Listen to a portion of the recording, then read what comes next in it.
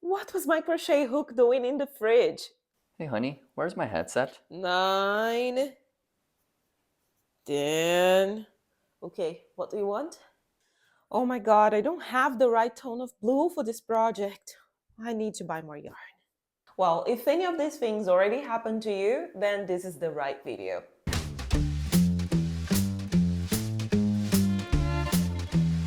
Hi everyone, if you're new here in the channel, I am Bianca from Crochetniaks, and if you want to learn how to start to crochet amigurumi from scratch, or if just like me you love everything amigurumi related, then this is the right channel for you. Number 1, the 50 Shades of Grey dilemma. Well, picking the perfect color for an amigurumi can sometimes be a real challenge. It seems that the more colors you have, the most difficult it is to choose. And I'm saying that because I do have lots of different colors from different brands here with me, and every time I'm starting a new project, I look at all my yarn stash and I'm like, oh my god, I don't have the perfect tone of orange for this. And this was something that happened last month. I thought I didn't have the perfect tone of orange, although I had like 6 or 7 different colors of orange. And I know that this is difficult, not only for me. Lots of people face the same issue. So that's why this is the, I don't know, struggle number 1?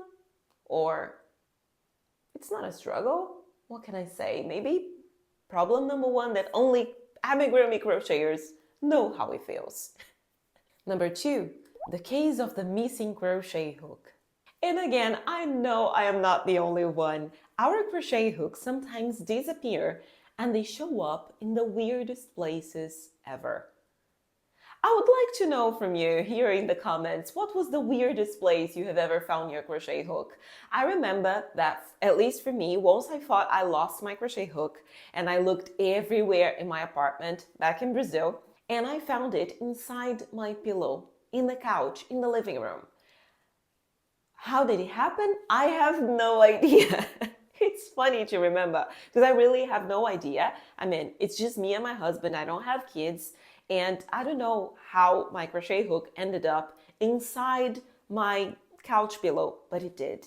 So sometimes it shows up in the weirdest places. I don't know, it's like, it's like they have a mind of their own. Like one day they're in your hands and the next day they're like hidden in the middle of the couch or next to the milk box in the fridge. Number 3, the project finisher's paradox. Sometimes the thrill of completing a project is quickly overshadowed by the excitement of starting a new one. You know what I'm talking about. We have this never-ending cycle of creation. We get excited crocheting and creating different amigurumi that, well, sometimes you don't finish one project and you just want to jumpstart to the next one, and it happens with everyone. Number 4, the counting concentration crisis. Why do crocheters shout random numbers? That's simple, we are counting stitches. And when I started crocheting amigurumi, I thought I was the only one doing it. And I mean, I crochet amigurumi for almost 10 years already, and I thought I was the only one. But then I started to see lots of people making this joke, and I realized that this is something that happens to everyone, and we don't even talk about it. We don't have to share this experience to know that it happens to everyone. We are there crocheting deep in our concentration, counting stitches, when suddenly someone calls you and you simply shout the number that you're on. And I feel like it's more like a reflex so we don't get lost. Whenever I shout the number, it's easier for me to get back to exactly the number that I was in.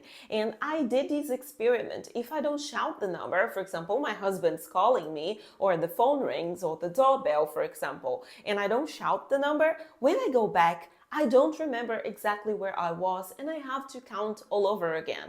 And of course, if you're in smaller numbers like 6, 7, it's easy to count. But what if it's a big project and you're like, I don't know, 47, and oh my god, I have to count 47 stitches again. It's not funny. So at least for me, it really helps. If someone calls me, I simply shout the number 63. And then I go back and it's like, okay, I shouted 63, so now 64, and then you continue. It's so simple, but it's funny for other people. My husband already knows that, of course, because he also crochets, but other people don't understand why we crocheters shout random numbers. Number 5, the yarn ball Jenga. Well, I think you got the idea with this yarn ball Jenga that I created for this video. Everyone knows what Jenga is, the game Jenga. It's really funny, a real nice game to play with our friends, and sometimes that's what we do with our yarn stash. Right now, I think the only yarn ball Jenga that I have is that one over there. Oh my god. Can you see how much is snowing outside? I usually keep it, just out of curiosity, I usually keep these curtains down, but it's snowing and the weather outside is so beautiful that I simply wanted to keep the curtains up so you could see how beautiful it is outside, and I really hope it's showing up in the video. But talking about our yarn Jenga, yeah, it's this one here, this niche, and well, simply because I don't have other place to leave this plushy polyester fiber that I have other places to organize my yarn back there, but sometimes we don't have that much space and we create this yarn ball piles, one on top of the other, and they can fall very easily. Sometimes you breathe next to them and everything falls apart and you're like, oh my god, I have to organize it all over again. So the yarn ball Jenga, you know what I mean. Well, if you're having fun with this video and you want to support me, please consider subscribing to my Patreon community. As a Patreon, you have lots of behind the scenes content, a pattern reward every month. We have a Monday podcast every week. You have the chance to be a pattern tester and also vote on the next patterns, projects to be created, and videos for my YouTube channel. It's truly an amazing community, not only because of the reward that is included, but the people who are there are amazing. They're just, I love them so much. You have no idea how amazing the people in the community are. And your support helps me to keep creating even better content for you. The link is in the description. But now, getting back to our video, the next thing only crocheters understand, the pattern overload syndrome. I know guys, sometimes we feel like a kid in a candy store. There are so many beautiful patterns available out there, and I remember when I first started crocheting amigurumi, it was 2015. Yeah, almost 10 years ago. We didn't have that many amigurumi patterns available, so it was really hard, and it's actually the main reason why I started designing my own patterns, because at the time I was getting lots of commissions and people started asking me for patterns of things that didn't exist because there weren't a lot of patterns available online. So I started creating my own patterns, and I didn't even sell those patterns. I was selling the finished amigurumi. But it's funny because now there are so many amazing designers and so many beautiful patterns available, and what we wanted is to have more time to crochet them all. This is the thing. I wanted my day to have like 40, 50 hours so I could crochet more. Yeah, there's never enough time to crochet everything, unfortunately. Number 7, the Crochet Lingo Translator. It is so funny to try to explain crochet terms for people who have no idea about anything crochet related. Trying to explain terms like frog or magic rings to non-crocheters can be really, really funny. And this is something that is not exclusive for crocheters or knitters. It happens in every niche. I mean, I used to be an air traffic controller, and back then I had my own jargon, and only people who worked with me understood a couple of words, sentences, and jokes that we made. And if I tried to make these jokes with people outside this universe, this environment, they simply didn't understand. It happens with everyone. It happens with musicians, teachers, engineers, any profession, any niche. Everyone has their own jargons, and we crocheters have ours. And I like to give the example of the word frog because it's like no one relates frog, the animal, with unraveling a crochet project. It's simply not that easy to relate those two things. And it's simply funny. It's like being part of a secret club. Number 8, the last minute gift request. Well, if you crochet amigurumi, you know what I mean. And I am sure that it happened to you already. Everyone knows that you crochet amigurumi and they have a party to go, and simply one day before the party they realize that they forgot to buy a present, and they call you like, okay, I have a present tomorrow and this kid loves unicorn. Can you please crochet a unicorn so I can gift her tomorrow? And you're like, no, it's not possible. And it's funny because it happened to me last week.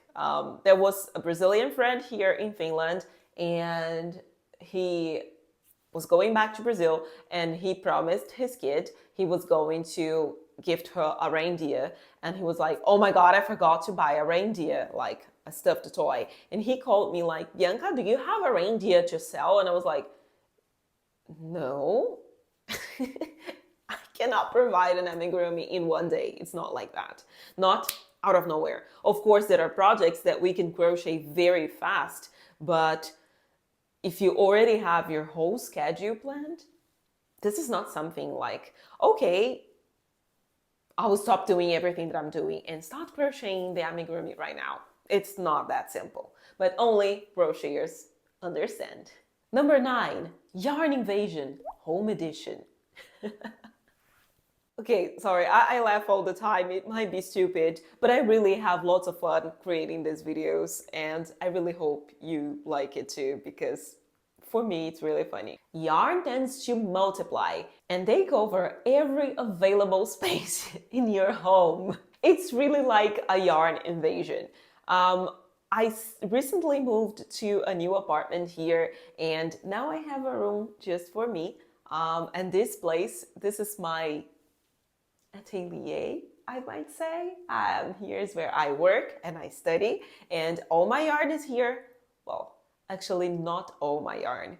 I still keep some yarn in the living room because whenever I'm watching a movie or a TV series, I need yarn next to me to crochet. So it's really a yarn invasion because I realized it doesn't matter how big your place is, you'll always have yarn in all the available rooms. I know that. Number 10, the perfect safety eye placement triumph.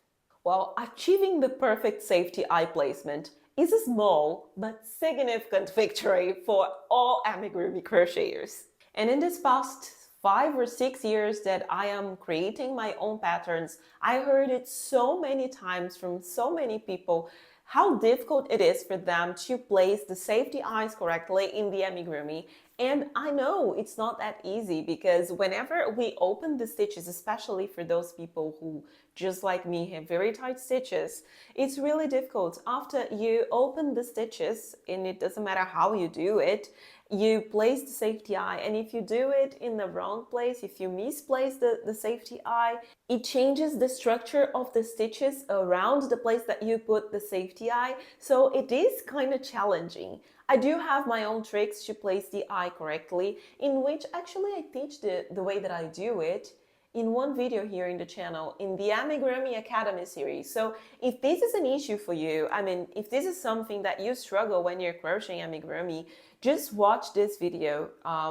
I will leave in the description and also somewhere here. So when you finish watching this video, you can watch the other one and learn how do I do that. Because after I started doing this technique, I never misplaced safety eyes in any amigurumi.